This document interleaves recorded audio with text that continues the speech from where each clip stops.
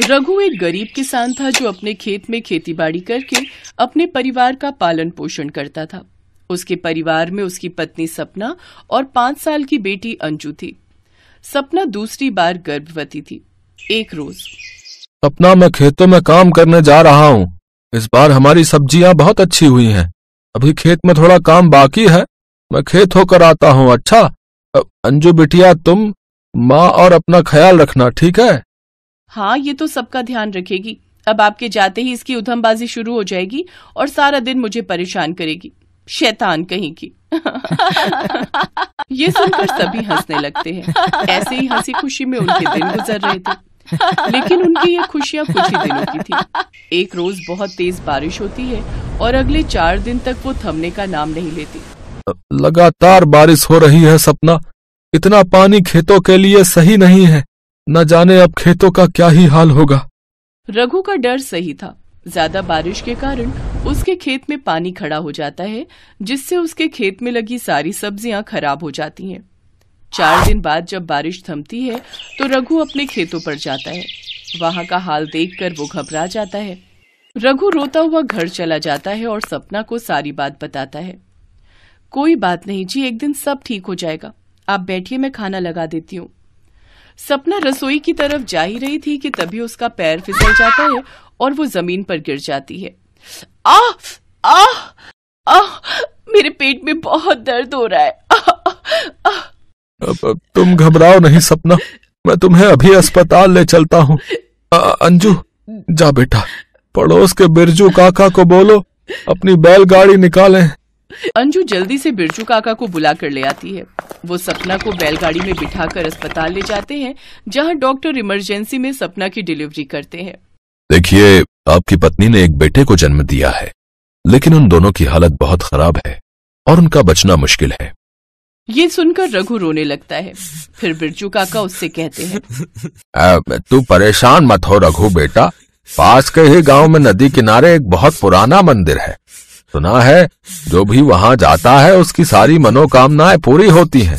फिर तो मैं अभी उस मंदिर में जाकर अपने परिवार के सलामती की दुआ मांगूंगा। रघु पैदल ही उस गांव की ओर निकल पड़ता है। काफी देर चलने के बाद उसे वो नदी नजर आती है और उसके पास बना मंदिर भी। रघु उस मंदिर की ओर जाता है जहां वो देखता है। तभी एक साधु उससे कहता है, यहाँ वहाँ क्या देख रहे हो बेटा? भगवान के दर पर आए हो, फिर भी सोच विचार में हो। जो मांगना है मांगो, भगवान सबकी इच्छा पूरी करते हैं। रघु आंखें बंद करके भगवान के आगे हाथ जोड़कर अपने परिवार की सलामती मांगता है। बंद आंखों से भी उसके आंसू जमीन पर गिर रहे थे। वो साधु सब देख सुन रहा था। फिर उसे समझते देर नहीं लगी कि ये बहुत जरूरतमंद है। रघु जब वहां से जाने लगता है तो वो साधु उसके पास आता है। ये लो बेटा, ये लौकी ले जाओ। इस लौकी को काटकर इसमें से एक टुकड़ा पानी में उबालकर वो पानी अपनी पत्नी और बच्चे को दो और बाकी लौकी के बीज को सुखाकर अपने आंगन में बो देना। कुछ ही दिनों में तेरे सारे कष्ट दूर हो जाएंगे। परेशान रघु बिना कुछ बोले वो लौकी लेकर घर आ जाता है और उसका एक टुकड़ा पानी में उबालता है। फिर वो पानी वो डॉक्टर से छुपकर अस्पताल में अपनी पत्नी और नवजात बेटे को एक एक चम्मच दे देता है। अगली सुबह जब डॉक्टर उन दोनों का चेकअप करने आते हैं तो ये चमत्कार देखकर हैरान रह जाते हैं। अब ये तो सचमुच कोई चमत्कार ही है। आपका बच्चा और पत्नी, जिनके बचने की उम्मीद हम खो चुके थे, वो दोनों अब पूरी तरह से स्वस्थ हैं। आप उन्हें घर ले जा सकते हैं। ये सुनकर रघु बहुत खुश होता है और वो अपनी पत्नी और बेटे को घर ले आता है। सुनिए जी, उठ भी जाइए, बहुत देर हो गई है। ये लीजिए आपकी चाय। अपनी पत्नी को अपने पैरों पर खड़ा देख रघु बहुत खुश होता है। का मतलब वो सचमुच में कोई जादुई लौकी है। इसका पानी पीते ही तुम पूरी तरह ठीक हो गई। जादुई लौकी? फिर रघु सपना को सारी बात बताता है और उन सूखे हुए बीजों को ले जाकर अपने आंगन में बो देता है। अगले दिन जब वो सुबह उठकर घर के बाहर आता है तो आंगन में लगी लौकी की बेल को देखकर हैरान रह जाता है और जोर जोर से अपनी पत्नी को आवाज देने लगता है। सपना, सपना जल्दी बाहर आओ। सपना बाहर आती है और वो लौकी की बेल देखकर हैरान रह जाती है। उसमें ढेरों लौकी लगी होती है। ये तो सचमुच कोई जादुई लौकी है। तभी तो एक रात में ही ये बेल लौकियों से भर गई। हाँ सपना, अब मैं जल्दी से इन्हें मंडी में बेच कर आता हूँ। रघु उन्हें ले जाकर मंडी में बेच कर आता है, जिसके बदले उसे अच्छे खासे पैसे मिलते हैं। अब रघु हर रोज उन लौकियों को ले जाकर मंडी में बेच आता, जिससे उसकी आमदनी खूब अच्छी होने लगी। अब उनके घर में किसी चीज की कमी नहीं रही। अब उस जादुई लौकी से उनके जीवन में खुशियां ही खुशियां आ जाती हैं।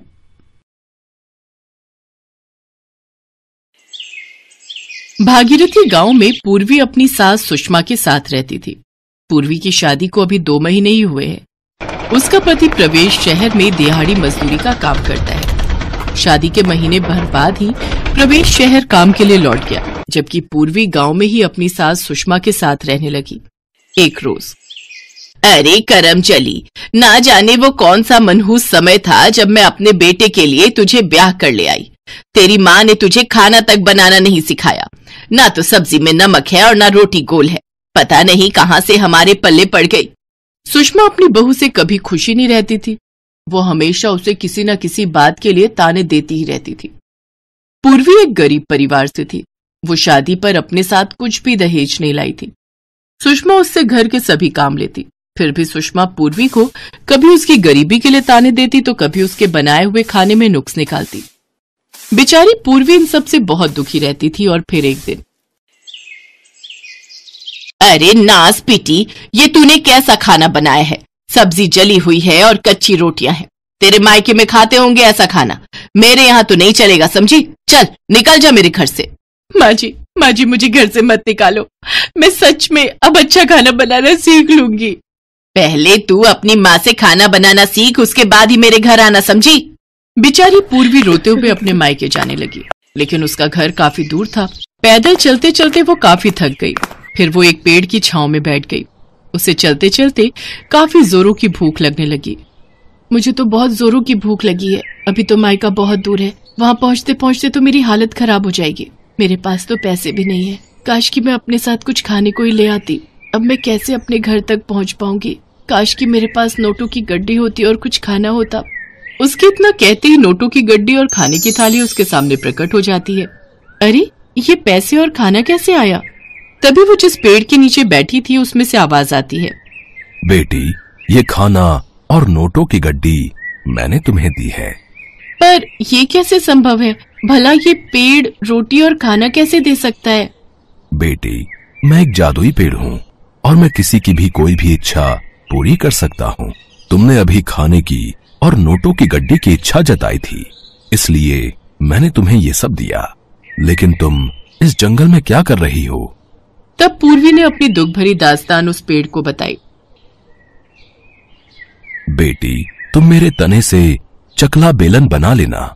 मेरे तने से बना हुआ चकला बेलन भी जादुई ही होगा। उस पर अपने आप ही रोटियां बनने लगेंगी। तुम्हें उस चकला बेलन के सामने अपनी इच्छा बतानी है और फिर जो भी तुम्हें चाहिए वो तुम्हें दे देगा। पेड़ की बात सुनकर पूर्वी बहुत खुश हुई।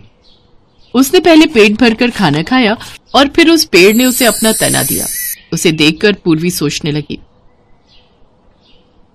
ऐसा करती हूँ, इस तने को लेकर अभी अपनी माँ के घर चली जाती हूँ। वहीं कुछ दिन रहकर इससे चकला बेलन भी बनवा लूंगी और वापस आकर सासू माँ से कह दूंगी कि मैंने खाना बनाना सीख लिया है। दोपहर बाद पूर्वी अपने मायके पहुंच गई और वहां उसने अपनी माँ आशा को सारी बात बताई। पूर्वी बेटा, तू कल ही इससे चकला बेलन बनवा लेना। इसका कुछ दिन हम भी इस्तेमाल कर लेंगे। हाँ माँ, इसके इस्तेमाल से तुम्हारी भी गरीबी दूर हो जाएगी। उस रात सभी खाना खाकर सो गए। दूसरे दिन पूर्वी ने उस जादुई तने से एक चकला बेलन बनवा लिया। माँ, मैंने जादुई चकला बेलन बनवा लिया है। क्यों ना हम इनसे अब कुछ मांग कर देखें? हे जादुई चकला बेलन, मेरे माता पिता बहुत गरीब हैं। काश इनके पास अच्छे पैसे होते तो इनकी गरीबी दूर हो जाती। पूर्वी के इतना बोलते ही वो जादुई चकला बेलन अपने आप चलने लग जाता है और देखते ही देखते उस जादुई चकला बेलन से काफी सारे पैसे और सोने के गहने निकलकर बाहर आ गए। हे राम, इतने सारे सोने के गहने और पैसे! बाप रे, मैं कहीं सपना तो नहीं देख रही। अब देखना माँ बाबा, मैं हर रोज आपके लिए चकला बेलन से पैसे मांगूंगी। बेटी, अब तेरी वजह से हमारी गरीबी दूर हो जाएगी। पूर्वी जब तक अपने मायके में थी वो हर रोज जादुई चकला बेलन से पैसे मांगती और वो चकला बेलन उसे रोज ढेरों पैसे देता। वो सारा धन पूर्वी अपने माता पिता को दे देती है। इससे कुछ ही दिनों में वो लोग काफी अमीर बन गए और एक दिन, माँ बाबा, मुझे यहाँ आए हुए काफी समय हो गया, अब मुझे अपने ससुराल जाना होगा। ठीक है बिटिया, लेकिन वहां तू अपना और इस जादुई चकला बेलना का ख्याल रखना। पूर्वी के माँ बाप ने उसे काफी सारे कपड़े, सामान और गहने देकर विदा किया।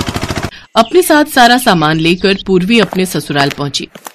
आ गई महारानी, इतने दिनों से अपने मायके में पड़ी हुई थी। अच्छे से खाना बनाना सिखाया तेरी माँ ने या नहीं? आप चिंता मत करिए माँ जी, अब मैं सब काम अच्छे से सीख गई हूँ। मैं अच्छी सब्जी और जो रोटी बनाना भी सीख के आई हूँ। ठीक है, अब इस थैले में क्या है? जी वो माँ बाबा ने आपके लिए कुछ कपड़े और सामान भेजा है। सुषमा वो कपड़े और गहने देखकर चौंक गई। इतने महंगे कपड़े और गहने? तुम्हारे उन गरीब माँ बाप के पास इतना महंगा सामान खरीदने के लिए पैसे कहाँ से आए? तभी सुषमा की नजर थैले में रखे चकला बेलन पर गई। चकला बेलन? ससुराल का चकला बेलन पसंद नहीं आया क्या, जो मायके से उठाकर इसे भी ले आई हैं? माँ जी, मैंने इसी चकला बेलन पर गोल रोटियां बनानी सीखी हैं, इसलिए इसे अपने साथ ही ले आई। अच्छा चल ठीक है, अब इसे रख दे और जल्दी से खाना बना, मुझे बहुत भूख लगी है। हाँ, सफर से इतना थक कर आई हूँ, अब मुझसे खाना नहीं बनाया जाएगा। ऐसा करती हूँ, आज चकला बेलन से ही खाना मांग लेती हूँ। पूर्वी किचन में जाती है और चकला बेलन को अपने सामने रखकर कहती है, काश मेरे सामने ढेर सारा स्वादिष्ट खाना आ जाए। पूर्वी के ये सोचते ही उसके सामने ढेर सारा स्वादिष्ट खाना आ जाता है। ये देखकर पूर्वी बहुत खुश हुई। वो जल्दी से सुषमा के पास गई। माँ जी, चलिए खाना तैयार है, आप चलकर खाना खा लीजिए। इतनी जल्दी खाना? अरे खिचड़ी या दलिया ही बना दिया क्या? आप खुद ही चलकर देख लीजिए। सुषमा रसोई घर में जाती है तो वहां ढेर सारे पकवान देखकर पूर्वी से कहती है, इतनी जल्दी इतना सारा खाना? तूने कैसे बना लिया? अरे अपनी माँ के घर से खाना बनाना सीख कर आई है या कोई जादू टोना? माँ जी, मैंने खाना बनाना सीख लिया है, अब मैं जल्दी जल्दी खाना बना लेती हूँ। सुषमा को अपनी आंखों पर बिल्कुल भी विश्वास नहीं हो रहा था, लेकिन उस दिन उसने भरपेट खाना खाया और फिर पूर्वी से बोली, बहू खाना तो तूने बहुत ही अच्छा बनाया है। चलो, घर से निकालने का कुछ फायदा तो हुआ कि तूने अच्छा खाना बनाना सीख लिया। फायदे तो मुझे बहुत हुए सासू माँ। इस तरह पूर्वी अपने जादुई चकला बेलन से जब भी खाना मांगती, उसके सामने झट से खाना बनकर आ जाता। ऐसे ही कुछ दिन बीत गए और फिर एक दिन प्रवेश वापस अपने गांव आया। क्या बात है जी, जब से आप आए हैं दुखी लग रहे हैं। क्या बताऊं पूर्वी, शहर से आते वक्त सोचा था कि तुम्हारे और माँ के लिए कुछ कपड़े और कुछ सामान ले लूंगा, लेकिन सच कहूं तो जो भी मजदूरी मुझे मिलती है उसमें तो मेरा किराया, खाने पीने का खर्चा, साथ में तुम लोगों के लिए जो खर्चा भेजता हूँ वही निकल पाता है। उसके बाद तो बचत के नाम पर कुछ भी नहीं बचता। आप परेशान मत होइए जी, अब हमें पैसों की कोई परेशानी नहीं होगी और अब से आपको मजदूरी करने की भी जरूरत नहीं पड़ेगी। ये तुम कैसी बातें कर रही हो पूर्वी? अगर शहर जाकर मजदूरी नहीं करूंगा तो तुम्हारा और माँ का गुजारा कैसे चलेगा? घर खर्च कैसे चलेगा? पूर्वी ने प्रवेश को जादुई चकला बेलन की सब बात बता दी, साथ ही उसको ढेर सारे पैसे भी निकाल कर दिए। और ये सब करते हुए उसकी सास सुषमा ने उसको देख लिया। ओह, तो ये राज है इस जादुई चकला बेलन का। इसके इस्तेमाल से ही पूर्वी इतना बढ़िया खाना बना रही थी, साथ ही ये तो ढेरों पैसे भी देता है। मुझे जल्द ही इस जादुई चकला बेलन को चुराना होगा। रात को मौका मिलते ही सुषमा वो जादुई चकला बेलन चुराने जाती है तो बेलन अपने आप हवा में उड़ते हुए सुषमा की पिटाई करने लगता है। तभी सुषमा जोर जोर से दर्द के मारे चीखने लगी, अरे कोई मुझे बचाओ, नहीं तो आज तो ये बेलन मेरी जान लेकर ही छोड़ेगा। तभी वहां प्रवेश और पूर्वी भी आ गए। ये नजारा देख पूर्वी ने अपने मन में कहा, हे बेलन, माँ जी की और अच्छे से धुनाई कर। बस फिर क्या था, सुषमा की अच्छे से धुनाई होने लगी और पिटते पिटते सुषमा बेहोश हो गई। पूर्वी, जल्दी से इस बेलन को रोको, नहीं तो आज माँ मर जाएगी। फिर पूर्वी ने अपने मन में कहा, हे बेलन रुक जा। प्रवेश और पूर्वी ने सुषमा की मरहम पट्टी की। इस हादसे के बाद सुषमा को सबक मिल चुका था, साथ ही उसने कसम खाई कि वो चकला बेलन को कभी हाथ नहीं लगाएगी। हेलो दोस्तों, कैसे हैं आप सब? हमारी कहानियाँ देखने के लिए हमारे चैनल को सब्सक्राइब कीजिए और हाँ, बेल आइकॉन पर क्लिक करना मत भूलिएगा।